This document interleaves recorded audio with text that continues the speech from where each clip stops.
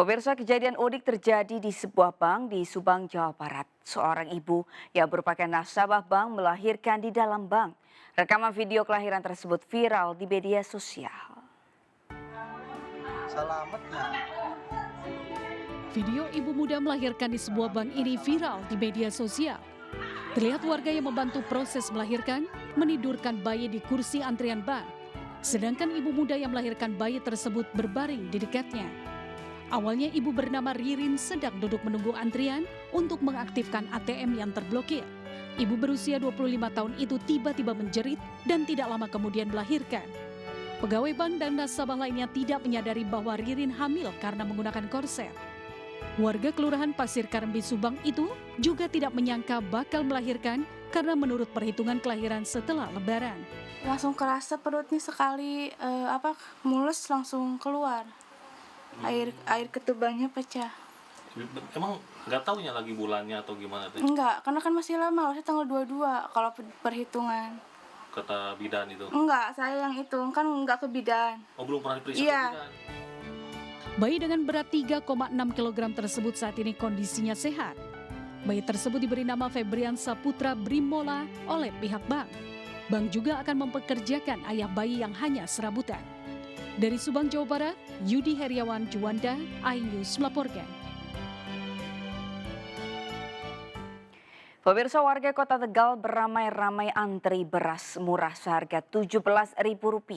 Antrian yang sempat tertib tiba-tiba diwarnai kericuhan karena seorang warga menyerobot antrian. Sementara itu di Probolinggo, Jawa Timur, ratusan emak-emak rela antri, berdesakan dan nyaris pingsan demi mendapatkan beras murah program pemerintah.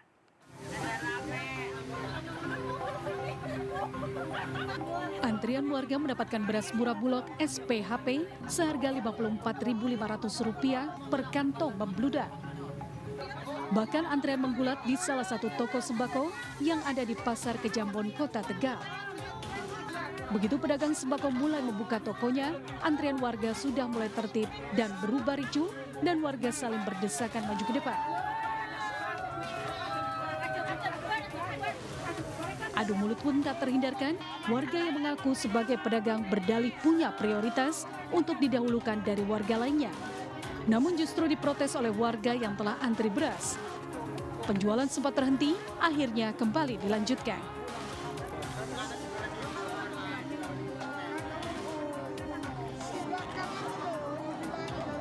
Inilah suasana ratusan mama rela antri berdesakan untuk mendapatkan beras murah yang digelar oleh pemerintah Provinsi Jawa Timur, pemerintah Kota Probolinggo yang bekerja sama dengan Bulog. Bahkan ada mak-mak yang nyaris pingsan kelelahan dan balita menangis akibat terjepit di kerumunan massa.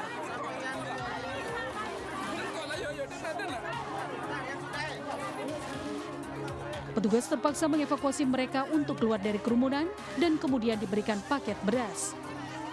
Pasar murah beras ini menjual Rp51.000 per 5 kg yang biasanya kalau di pasaran terpaut Rp20.000 hingga Rp30.000. Adalah kegiatan dari provinsi tentang masalah untuk gerakan pangan murah yang kolaborasi dengan provinsi sehingga kegiatan ini dilaksanakan di Kota Probolinggo. Berapa besaran atau Kalau ini kerjasama dengan Bulog menyediakan 8 ton untuk beras. Selain beras dijual juga minyak goreng dan sembako lainnya yang harganya lebih murah di pasaran. Dari Tegal dan Probolinggo, tim liputan iNews melaporkan. Pemirsa, proses rekapitulasi pemungutan suara di tingkat kecamatan di Polewali Bandar, Sulawesi Barat ricuh. Kericuhan disebabkan protes saksi parpol tidak ditanggapi petugas PPK hingga membuat saksi parpol emosi dan mengamuk.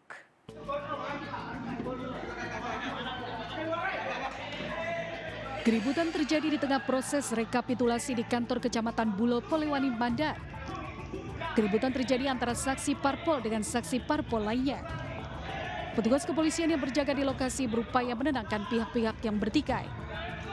Keributan dipicu seorang saksi parpol meminta klarifikasi adanya pemindahan sejumlah TPS ke rumah warga dengan alasan hujan turun. Karena protes tidak ditanggapi petugas PPK dan PPS, saksi tersebut lalu meminta perhitungan suara dihentikan. Namun saksi parpol lain menolak dan terjadi adu mulut hingga berujung kericuhan. Adanya kejadian boleh bilang bencana yang mengharuskan TPS itu bergeser agar tidak basah karena hujan seperti itu. Itu yang menjadi dasar dari saksi untuk menyampaikan kepada PPK atau panitia. Ada dari saksi yang lain tersulut emosinya karena saksi selalu meminta tanggapannya harus ditanggapi seperti itu. Karena kondisi memanas, proses rekapitulasi terpaksa dihentikan sementara. Rekapitulasi kembali dilanjutkan setelah suasana tenang dan aparat kepolisian menjaga ketat proses penghitungan suara. Dari Polewali Mandar, Sulawesi Barat, Huzair Zainal, iNews melaporkan.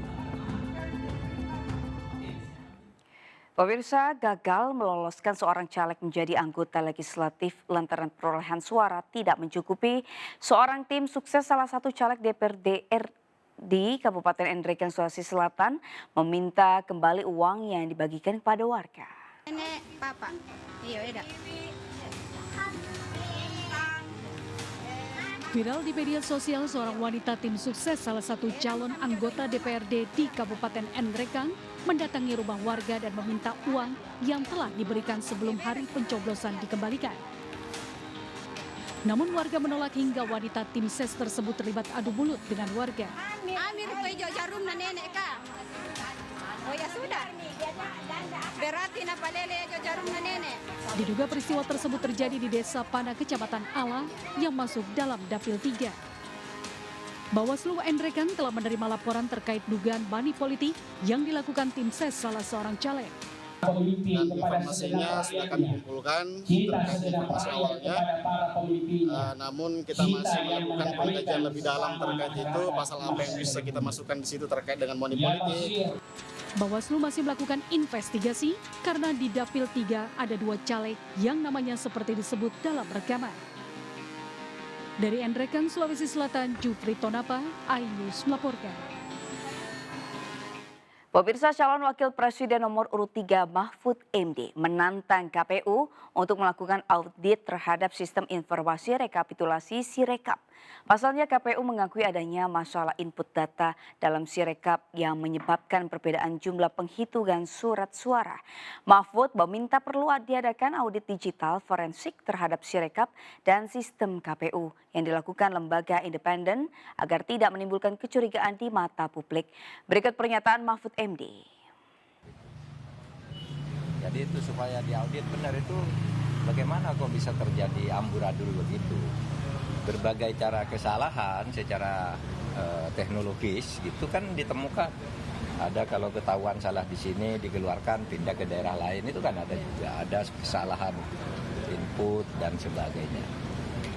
Nah itu sebabnya lalu menimbulkan kecurigaan. Oleh sebab itu perlu diadakan audit digital forensik terhadap Sirekap dan sistem data server KPU-nya sekalian. Saya mendengar tadi.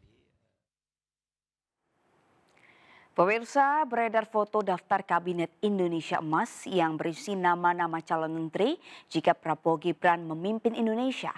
Terkait hal itu, Cawapres nomor urut 2 Gibran mengaku foto daftar menteri yang beredar adalah hoax. Gibran Rakabuming Raka, Wali Kota Solo sekaligus Cawapres nomor urut 2, membantah kabar yang beredar mengenai daftar Kabinet Indonesia Emas. Dalam foto beredar terpasang foto serta nama-nama calon menteri yang akan menjabat jika Prabowo Gibran memimpin Indonesia menjadi presiden dan wakil presiden 2024. Menurut Gibran, kabar itu adalah hoax atau bohong. Ya soal bocoran kabinet itu benar nggak sih Mas? Saya rasa gimana Mas? Saya rasa enggak. Sebelumnya dari foto yang beredar bahkan terdapat foto Presiden Jokowi dan SBY sebagai ketua dan wakil ketua Dewan Pertimbangan Presiden. Dari Solo, Jawa Tengah, Tim Liputan iNews melaporkan.